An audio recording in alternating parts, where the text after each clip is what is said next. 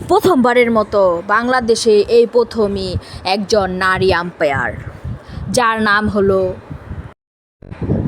সাথীরা জাকির জেসি, যে কিনা প্রথম বাংলাদেশি নারী হিসেবে প্রথমবার আম্পায়ারের সুযোগ পেয়েছে।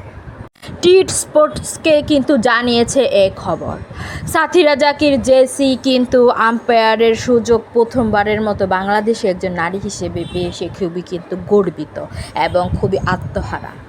তিনি কিন্তু মক্কায় ছিলেন যখন তিনি আইসিসি থেকে সবুজ সংকেত পেয়েছেন।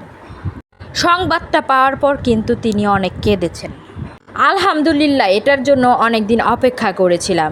এটার জন্য অনেক দিন অপেক্ষা করার পর অবশেষে আইসিসি থেকে খবর এলো আমি আম্পায়ারিং পেয়েছি বলে জানিয়েছেন সাথীরা জাকির জেসি। সে কিন্তু একজন বাংলাদেশি প্রথমবারের মতো আম্পায়ারের সুযোগ পেয়ে একজন নারী হিসেবে খুবই গর্বিত এবং খুবই খুশি সবাইকেই।